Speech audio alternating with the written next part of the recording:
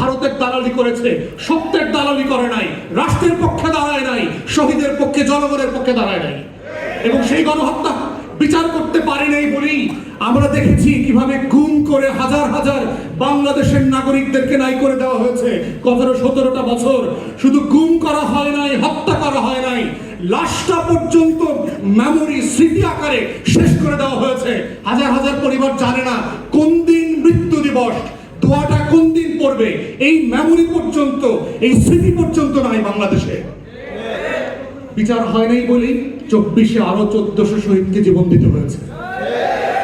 অতএব এই বাস্তবতায় বিজেপির রাজনীতি যেহেতু সীমান্তে চলে আসছে, এটার ডাইভার্স কনসিকুয়েন্স আছে আমাদের রাষ্ট্রে, ফরেন পলিসি কনসিকুয়েন্স আছে, ক্রস বর্ডার টেরোরিজম ক্রিয়েট করা হবে। কয়েকদিন পরে দেখবেন দাড়িওয়ালা, টুপিওয়ালা, নামধারী লোকদেরকে জঙ্গি নাটক মঞ্চস্থ করবার চেষ্টা করা হয়েছে না গত কয়েকদিন আগে? আমরা প্রথম দিন থেকে প্রতিবাদ করেছি বলে কি হয়েছে? পুলিশ এই নাটক নিয়ে বেশি দূর যাইতে পারে নাই।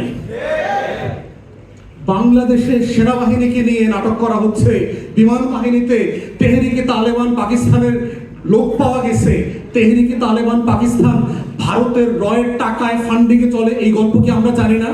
আমরা হাওয়া খেয়ে বেড়াই। অতএব এই জঙ্গি নাটক, তেহরিকে তালেবান পাকিস্তানের নাটকের খেলা বন্ধ করতে হবে।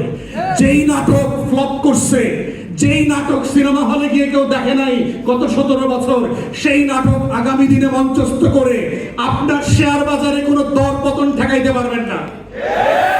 অতএব বাস্তবতা হচ্ছে এই গণহত্যার বিচারের দাবি নিয়ে হচ্ছে বাংলাদেশ রাষ্ট্রকে আগামী দিনে মোকাবেলা করতে হবে।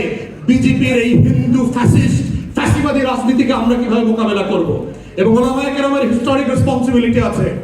হেফাজতের আন্দোলনটাকে যেভাবে প্রান্তিক পর্যায়ে নিয়ে যাওয়া দরকার ছিল, আমরা ওলামায়ে কেরামদের কাছ থেকে সেটা দেখি নাই।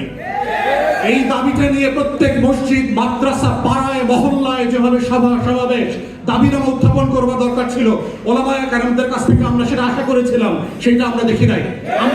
আমরা আশা করেছিলাম যাদের উপরে জুলুম হয়েছে তারা জুলুমের বিপক্ষে প্রত্যেক পাড়ায় মহল্লায় দাঁড়াবেন, আমরাও পাশে গিয়ে দাঁড়াবো, যে একসাথে মিলে এই লড়াইটা করা, বাংলাদেশ রাষ্ট্রের জন্য, ইনসাফের জন্য, আজাদির জন্য এই লড়াইটা করা। এবং ওলামায়ে কেরামকে আগামী দিনেও সাবধান থাকতে হবে। আপনাদেরকে যেন বিজেপির এই গেরুয়াময় সীমান্তে, আমার প্রত্যেক সীমান্তে এখন বিজেপি আক্রমণ করে বসছে, এই জায়গার রাজনীতি আগামী ওলামায়ে কেরামদেরকে কোনো ফাঁদে যেন না ফেলে, সেই নাটক থেকে আমাদেরকে বাঁচার জন্য এখন থেকে প্রস্তুত হতে হবে। হেফাজতও কিন্তু আওয়ামী লীগের ফাঁদে পড়েছে, সেই নাটকও কিন্তু আমরা দেখেছি।